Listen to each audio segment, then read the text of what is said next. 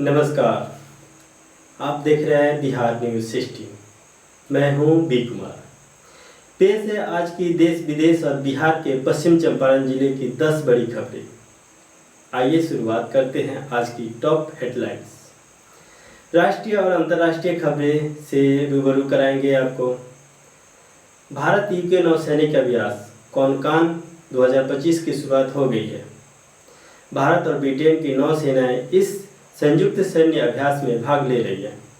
यह अभ्यास पश्चिम तट पर चल रहा है, जिसका उद्देश्य समुद्री सुरक्षा और मजबूत बनाना। विदेश मंत्री एस जयशंकर का यह बड़ा बयान है।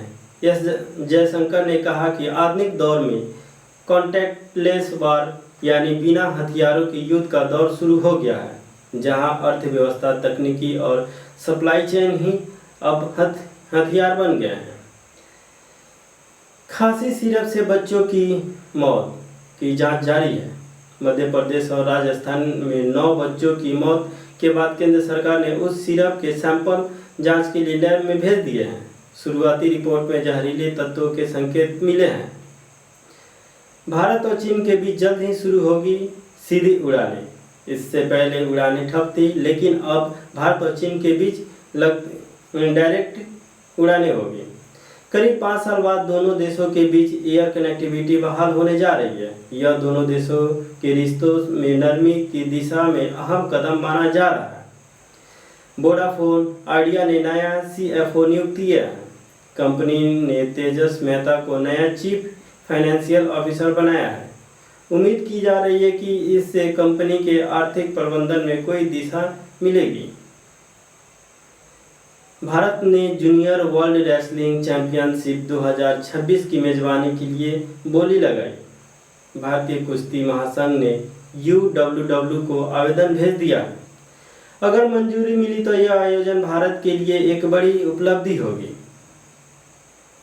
दार्जिलिंग में भूस्खलन से 18 लोगों की हुई मौत। लगातार बारिश के बाद हुई भूस्खलन में दर्जनों घर मलबे में दब गए। प्रधानमंत्री मोदी ने मृतकों के संवेदना व्यक्त किया। भारत में आने वाला अफगानिस्तान का पहला तालिबान मंत्री बने। यह भारत और तालिबान के सरकार के बीच अब तक का सबसे बड़ा राजनीतिक संपर्क माना जा रहा है। ब्रिटिश एयरवेज भारत के लिए उड़ानों की संख्या बढ़ाएगा। कंपनी ने कहा कि भारतीय यात्रियों की बढ़ती मांग को देखते हुए नए रूट्स जल्द शुरू की जाएंगे।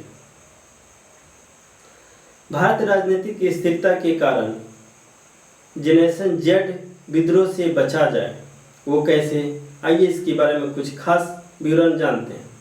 अंतर्राष्ट्रीय रिपोर्ट में कहा गया कि जगह अन्य एशियाई देशों में युवा असंतोष बढ़ रहा है, वहीं भारत लोकतंत्र स्थिर बना हुआ है। अब नजर डालते हैं बिहार और विशेष रूप से पश्चिम चंपारण जिले की ये खबरें। आइए पश्चिम चंपारण की ये खास खबरें आपको सुनाते हैं। बेतिया में आकाशीय बिजली गिरने से 2 की हुई मौत। भारी बारिश के बीच बिजली गिरने से एक बुजुर्ग महिला और एक 7 साल की बच्ची के मौके पर हुई मौत। प्रशासन ने मुआवजे के लिए किया ऐलान। परसा गांव में वज्रपात से दादी पोती की हुई मौत। ये बड़ी दुखदायक न्यूज है।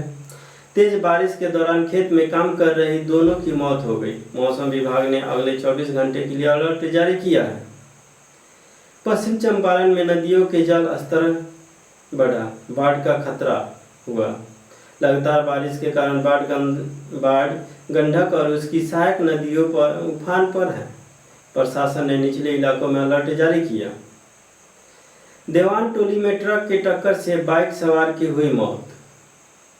तेज रफ्तार ट्रक ने सामने से बाइक को टक्कर मारी, जिससे युवक की मौके पर हुई देहावसान। आरोपी चालक फरार बताया जा रहा है।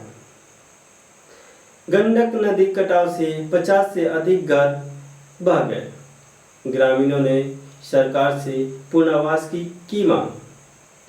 कटाव क्षेत्र में प्रशासन ने राहत शिविर लगाने की बात कही है।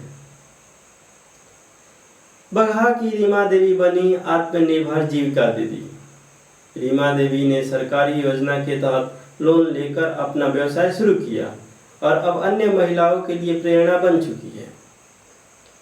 राहत शिविर में वितरण शुरू प्रशासन की पहल है। बारिश और कटाव से प्रभावित लोगों के लिए राहत शिविर में खाद्य सामग्री, दवा और कपड़े वितरित किए जा रहे हैं। ये थी आज की देश विदेश और बिहार की खबरें। आप देखते रहे बिहार न्यूज़ 16। आपके साथ हूँ मैं बी कुमार। अगले बुलेटिन में फिर से मिलेंगे, तब तक के लिए नमस्कार। जय हिंद।